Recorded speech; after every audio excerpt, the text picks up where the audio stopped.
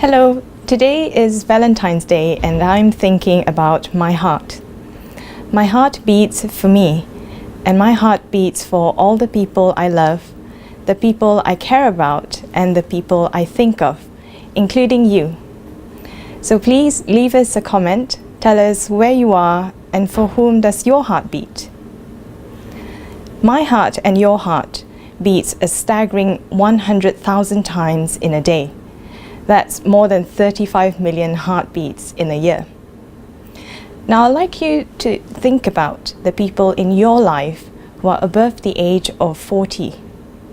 This could be a family member, a relative, a friend, a colleague, or someone in your community. Did you know that 1 in 4 people above the age of 40 will develop atrial fibrillation? Atrial fibrillation is an irregular heartbeat caused by the electrical dysfunction of the upper chambers of the heart called the atria.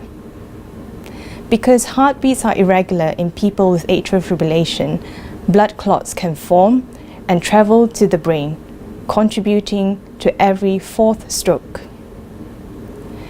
Even on optimal medication and therapeutic management, 1 in 3 people with atrial fibrillation go on to develop heart failure and are at risk of sudden death.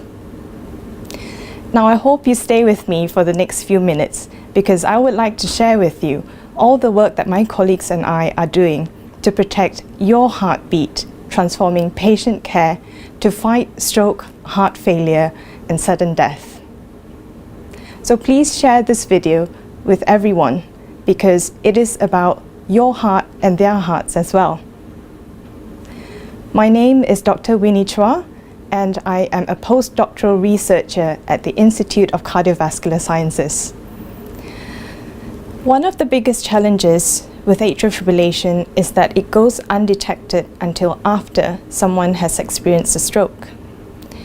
To help doctors better able to detect atrial fibrillation earlier, we have been studying biomarkers in the blood.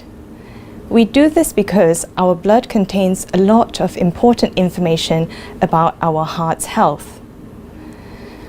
We have found 2 particular biomarkers, one a peptide called BMP and a hormone called FGF23 with very strong links to atrial fibrillation.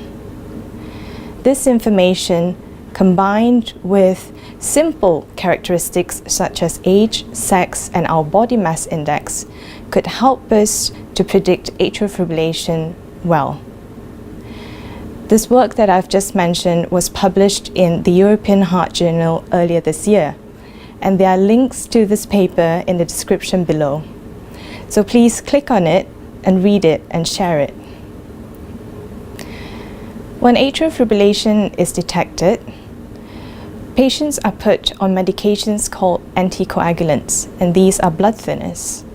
However, even on adequate anticoagulation, patients still go on to develop heart failure as well as experience sudden death. We are trying to understand why this happens, and one of the ways my colleagues and I are doing this is by studying genomic information in the heart. Our heart consists of heart cells, and every heart cell has a story to tell.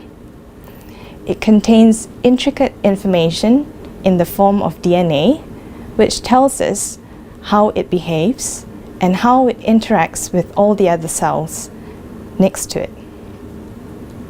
With this information and combining it with data from population sciences and a very thorough physiological understanding of how the heart works, we are now able to understand this interaction, and therefore it leads to better treatment options for the patients we care about. I hope you're still with me at this point. So leave us a comment below, and I will be very happy to hear from you, especially if you love to study the science of the beating heart.